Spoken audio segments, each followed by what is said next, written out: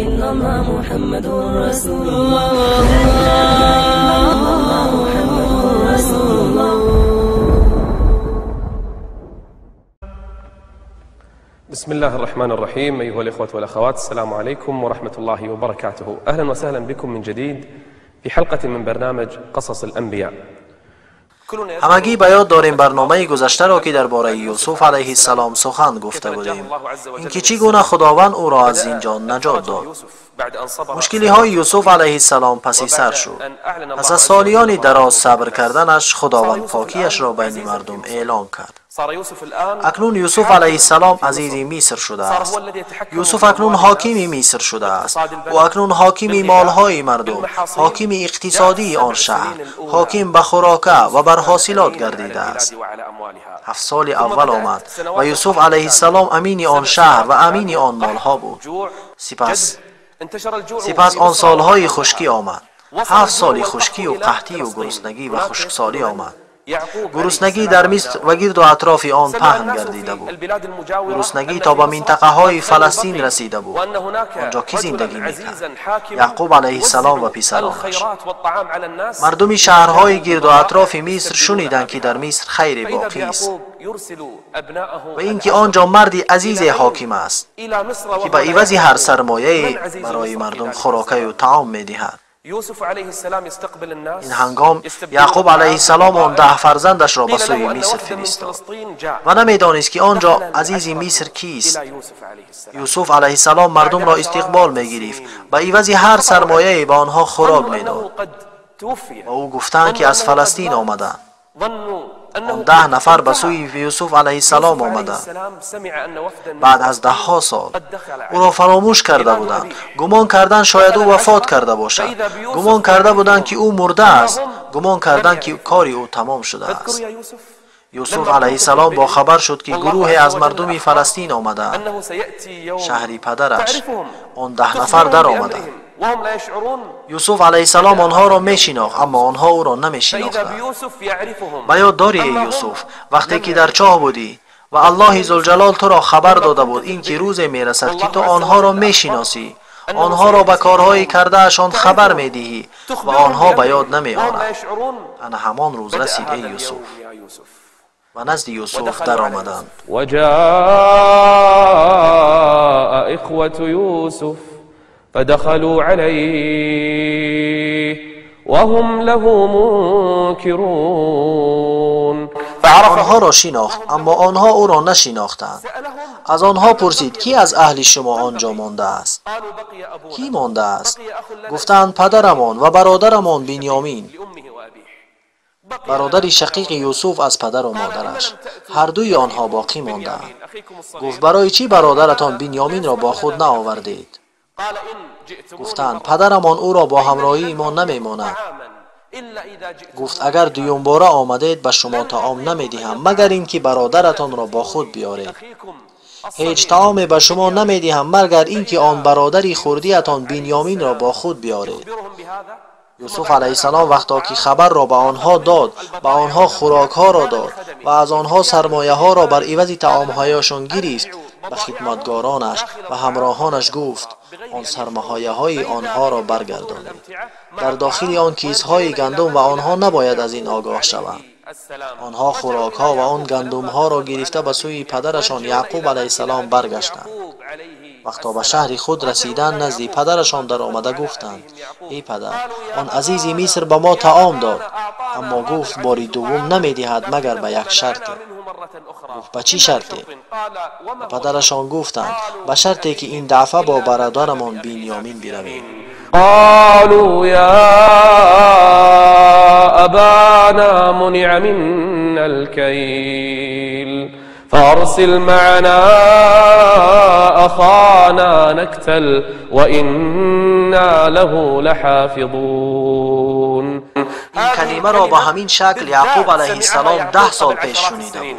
از کی شنیده بود؟ از پسرانش شنیده بود وقتا که میخواستند یوسف علیه السلام را با خود ببرند. همان کلمه است، یعنی گفتند ما از او محافظت میکنیم.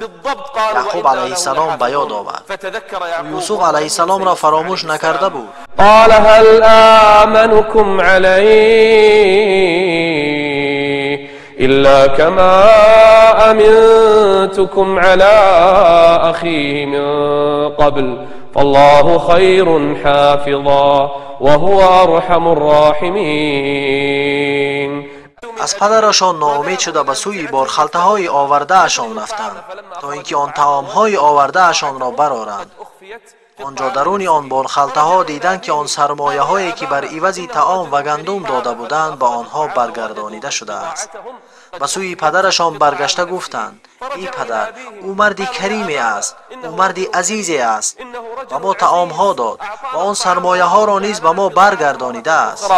قالوا یا ابانا ما نبغي هذه بضاعتنا ردت إلينا ونمير أهلنا ونحفظ أخانا ونزداد كيل بعير ذلك كيل يسير. ای پدر، این خوراک ها کم هستند. دویم باره به نزدش می رویم و ما طعام ها هدیه می کند. ما دویم باره به سوی او می رویم زیرا او مردی کریمی است. ای پدر، اصرار می کردند، بسیار اصرار می کردند، اما یعقوب علیه السلام راضی نمی شد زیرا او مکر اولهشان را فراموش نکرده بود. وقتا از او یوسف علیه السلام را گرفتند و او سالیانی دراز است که برایش گریه می کند، مدت های زیاده، و باز می خواهید فرزند دومی ام را به نزد من بگیرید؟ هرگیز به شما روان نمی کنم او را. وقتا که زیاد اصرار کردند، یعقوب علیه السلام این را قبول کرد، لیکن با آنها شرطی گذاشت. چی شرط بود؟ قال لن أرسله معكم حتى تؤتون موثقا من الله. میخواهم عهد بین شما و بین خداوند بندم و من عهد کنید. حتى تؤتون موثقا من الله لتأتونني به إلا أن يحاط بكم. أريد عهدا عهد میخواهم با شاهدی خدا عهد از شما بگیرم اینکه پسرم را به من بر میگردانید وگرنه به عذاب خدا گرفتار میشوید و همگی میمیرید. با او وعده دادند و عهد بستند اینکه یا با برادرشان بر میگردند و یا همگی میمیرند. آنها با خود آن برادرشان را بردند. یعقوب علیه السلام از آنها یک خواهش کرد: وقتا که به مصر رسیدید همه یک جا ندرایید، از یک دروازه نه بلکه از دروازه های گوناگون وارد شوید تا اینکه دشمنان شما را نشناسند یا اینکه به شما چیزی رخ ندهند، شاید از آن آگاه نباشید. آنها برادرشان بنیامین را با خود گرفتند، همراه خود سرمایه ها گرفته به سوی مصر روان شدند. به سوی یوسف علیه السلام دوم باره رفتند، در حالی که نمیدانستند او یوسف است. از فلسطین به سوی مصر دوم باره سفر کردند. قصص نور قصص، قصص نور قصص، حکمه و صبر. آن برادران و بنیامین به مصر رسیدند و به قصر یوسف علیه السلام رفتند و حال آنکه نمیدانستند که او یوسف است. وقتی که نزد یوسف علیه السلام در آمدند، یوسف برادرش بنیامین را شناخت، او را به آغوش گرفت، سپس با او گفت در حالی که برادرانش نمیشنیدند، گفت آیا میدانی من کیم ای برادر؟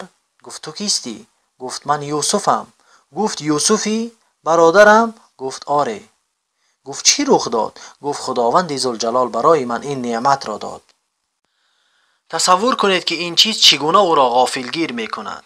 تصور کنید که چگونه با او سلام میکند و با آغوش میگیرد او را. تصور کنید که چگونه این مشکلی های سالیان دراز گذشته را با هم نقل میکنند، از آن زمانی که یوسف علیه السلام ناپدید شده بود. تصور کنید که بنیامین چگونه شکایت میکند از آنچه برادرانش با او کردند. سپس یوسف علیه السلام با او گفت از آنچه با تو میکردند غمگین مباش. وقتا که بارخلطه های آنها را مهیا کرد و با آنها خوراکی ها و آنچه میخواستند عطا کرد، در بارخلطه بنیامین جام پادشاه را گذاشت. برادری شقیق است و کسی این را نمیدانست. وقتی که بارخلطه ها مهیا شد و آنها عزم بازگشت به سوی فلسطین را کردند و از قصر آنقدر هم دور نشده بودند که ندا کننده ای از کارگران یوسف علیه السلام به سوی آنها ندا کرد و گفت: قل أيتها العير أيتها العير إنكم لسارقون. آیا ما دزدیم؟ و خدا سوگند که می دانید که ما برای فساد کردن در روی زمین نآمده ایم. ما دزد نیستیم، نآمده ایم تا از شما چیزی بدزدیم. وقتی نزد یوسف علیه السلام برگردانیده شدند به آنها گفت ما جام پادشاه همان را گم کرده ایم. اگر آن را از شما بیابیم جزایش چیست؟ گفتند در شریعت ما، شریعت یعقوب علیه السلام، از هر کسی آن جام را یافتید او دزد است و او چون برده برای شما خدمت میکند. جستجو را شروع کردند و بارخلطه بنیامین را از همه آخر کافتکاب کردند. وقتی نزد بارخلطه او رسیدند، در حالی که برادرانش این را تماشا میکردند، از بارخلطه او جام را برآوردند. وقتی دیدند که از بارخلطه بنیامین برادر یوسف جام یافت شد، زبان درازی کرده گفتند قالوا إن يسرق فقد سرق أخ له من قبل. این دزد است، زیرا او برادری داشت با نام یوسف، او نیز پیش از این دزدی کرده بود. و آنها نمیدانستند آن کسی که آنها را طعام میدهد این عزیز مصر است که همان یوسف است. آنها این را درک نمیکردند. آنها را از این کارشان آگاه میکنیم در حالی که آنها درک نمیکنند. این هنگام یوسف علیه السلام غمگین شد و با خود گفت قال أنتم شر مكانا والله أعلم بما تصفون. سپس با او گفتند ای عزیز او را پدری پیر و کلان ساله است. پدری ما پیر شده است، تحمل دوری او را ندارد. از ما کسی را میخواهی به جایش بگیر؟ گفت خدایا پناه، ما کسی را نمیگیریم مگر آنی را که جام را از بارخلطه اش یافتیم. اگر این کار را کنیم پس ما ظالمیم. این ظلم است که ما بر عوض او کسی دیگری را بگیریم. آنها راهی چاره می جستند. از یوسف ناامید شدند اینکه بنیامین را برایشان باز دهند. اینجا از همه برادر بزرگشان گفت میدانید که پدرم از شما پیمان گرفته بود و پیش از این هم برای یوسف نیز گرفته بود. این دوم باره است. من به نزد پدرم باز نمیگردم، نمیتوانم با پدرم روبرو شوم. من اینجا با برادرم بنیامین میمانم تا اینکه خداوند برای ما حکم کند. به نزد پدر بازگردید و این ماجرا را با او بگویید. وقتا به نزد یعقوب علیه السلام بازگشتند که خیلی پیر شده بود. قالوا یا ابانا ان ابنك سرق. این بنیامین؟ کجاست بنیامین؟ بنیامین پسرت جام پادشاه را دزدید، او را گرفتند. برادری بزرگتان کجاست؟ نزد او ماند. یعقوب علیه السلام آنها را باور نکرد. این باری دوم است. باری اول درباره یوسف به من دروغ گفتید و این بار درباره برادری بزرگ و برادری خردیش به من دروغ میگویید. این بار شما را باور نمیکنم. هذه المرة قال بل سولت لكم أنفسكم أمرا فصبر جميل والله المستعان على ما تصفون. فصبر جميل. بر آن چیزی که شما کرده اید من باید تنها صبر را اختیار کنم. عسى الله أن يأتيني بهم جميعا. از خدا امید دارم که به من یوسف و بنیامین را باز میگرداند. یوسف بعد از گذشت 10 سال تا این دم یوسف را به یاد دارد. آره یوسف، بنیامین و برادری بزرگشان را به یاد دارد. شاید خداوند همه آنها را با او بازگرداند، زیرا او دانایی با حکمت است. سپس چند مدت گریست ولکن از خداوند ناامید نشد. گفت ای پسرانم برگردید به سوی مصر بروید، شاید یوسف را با برادرانش پیدا کنید. قالوا تالله تفتأ تذكر يوسف حتى تكون حرضا او تكون من الهالكين. هلاک میشوی ای پدر، تا این دم یوسف را به یاد داری؟ چشمانش را سفیدی فرا گرفته بود. یعقوب از گریه زیاد در فراق فرزندانش کور شده بود. یعقوب کور شده بود بعد از اینکه یوسف علیه السلام را 10 سال این جانب گم کرده بود. تا این وقت فراموشش نکرده بود. گفت ای فرزندانم بروید یوسف را جویا شوید، بنیامین را بجویید، برادری بزرگتان را بکابید، شاید آنها را دوم باره بیابید. دل به یاد آنها زنده است. و او نشسته فرزندانشان را به یاد آورده گریه میکرد. اینجا بود که اون 9 برادری که مانده بودند به سوی مصر بازگشتند، به سوی عزیز مصر رفتند، در حالی که نمیدانستند که او یوسف است. به سرهای خم نزد او در آمدند. فلما دخلوا عليه قالوا يا أيها العزيز. چند تایشان باقی مانده است؟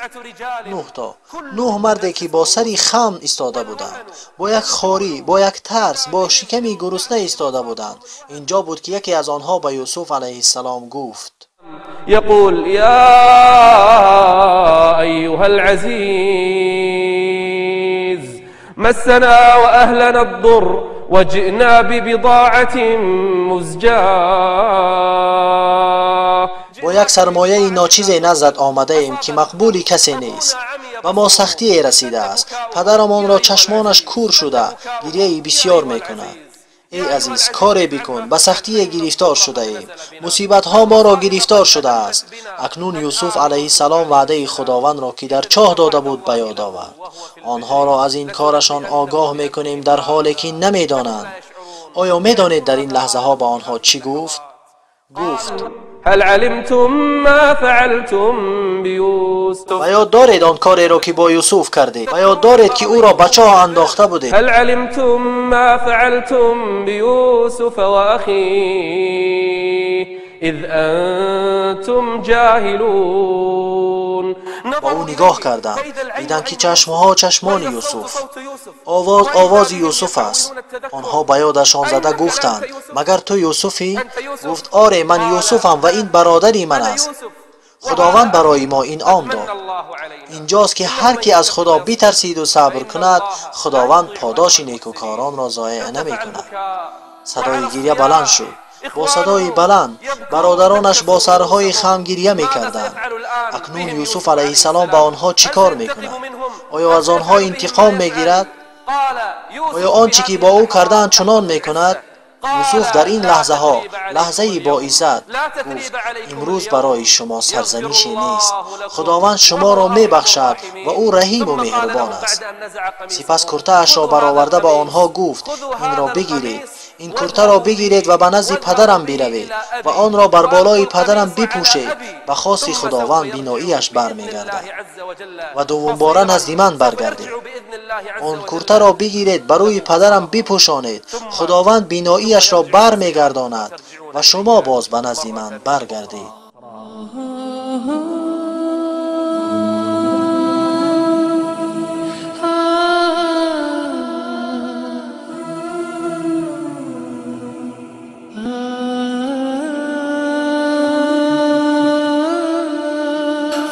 بعد از آن که یوسف علیه السلام برادرانش را بخشید، پیراهنش را برآورده به برادرانش گفت: این پیراهن را بگیرید، او را بر روی پدرم بپوشید، بیناییش باز میگردد. خداوند بینایی او را باز میگرداند.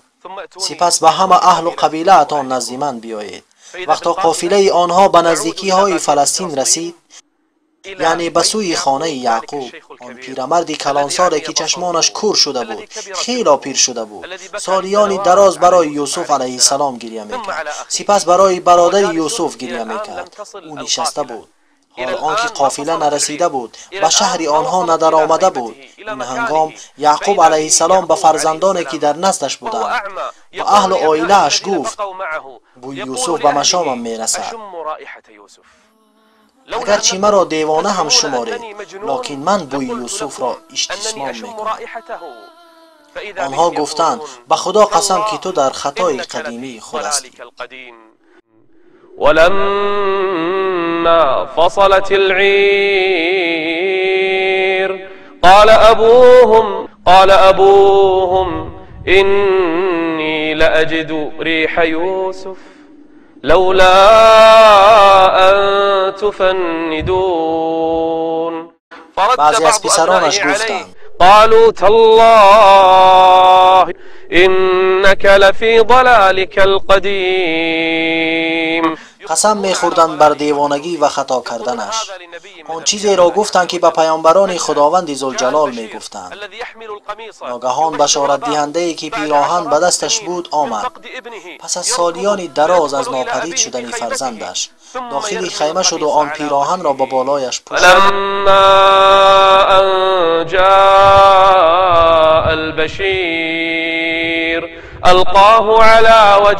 وقتی که آن پیراهن را از بالایش گرفتند یعقوب علیه السلام بینا شد. فلما أن جاء البشير ألقاه على وجهه فارتد بصيرا. یعقوب علیه السلام گفت ألم أقل لكم إني أعلم من الله ما لا تعلمون. فرزندانش گرد یعقوب علیه السلام جمع شده از شادی اشک می‌ریختند. سپس از پدرشان طلب خواستند برای ما طلبی آمرزش کن که ما از جمله خطاکاران بودیم، از کرده خود پشیمان شده‌اند. یعقوب علیه السلام گفت سوف استغفر لكم ربي إنه هو الغفور الرحیم. وعده داد آنها را که برایشان طلبی آمرزش میکند. خداوند برای یعقوب علیه السلام بیناییش را بازگردانید. چه خوشحالی بود اینکه به یعقوب علیه السلام نصیب شد.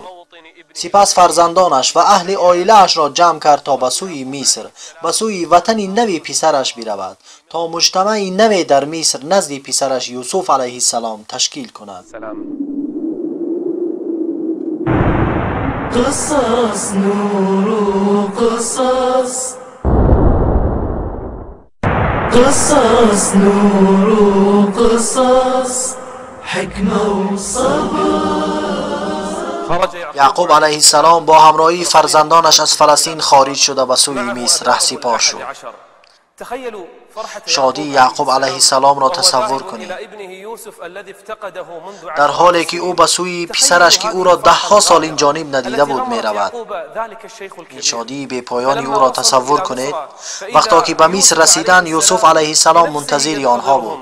فلما دخلوا على یوسف آوى إليه أبويه. پدر و مادر خود را به آغوش گرفت، آنها را نزد تخت آورد. آوى إليه أبويه وقال ادخلوا مصر إن شاء الله آمنين. سپس پدر و مادرش را به نزد تخت برآورد.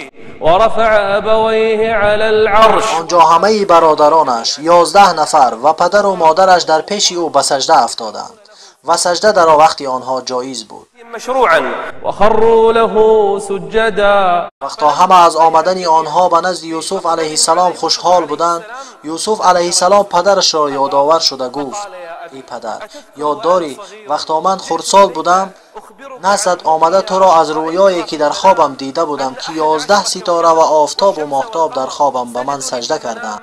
اکنون ای پدر آن خواب من تحقق پیدا کرد. قال یا ابت هذا تأویل رؤیای من قبل قد جعلها ربی حقا. برادران او گیردش بودند و پدر و مادرش نزد اوست. چه شادی خوشی است که به یوسف علیه السلام آمده است. بعد از سالیانی درازی جدایی از پدر و مادر محروم شده بود. سالیانی زیاد از عزت و شکوه محروم شده بود. به زندان افتاد. قریب بود که در آن چاه بمیرد. در بازارها فروخته شد. اکنون فضل خداوند با او نازل شد. گفت ای پدر، این از تعبیر خوابی که پیش دیده بودم که خداوند آن را برای من به تحقیق رساند. وقد احسن بی اذ اخرجنی من السجن وجاء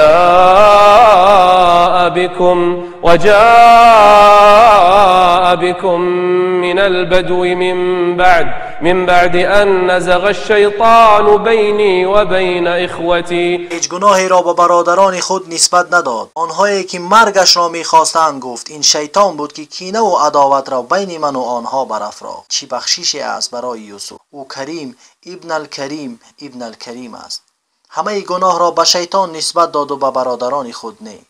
سپس دستانش را سوی آسمان برداشت و گفت ای پروردگار من، به من پادشاهی دادی، به من تعویل احادیث را آموختی. ای پیدا کننده ای آسمان و زمین، تو در دنیا و آخرت کارسازی من هستی. چی میخواهی ای یوسف؟ و خواهش یوسف که در آخری عمرش خواسته بود نگری. قال توفنی مسلما والحقنی بالصالحین.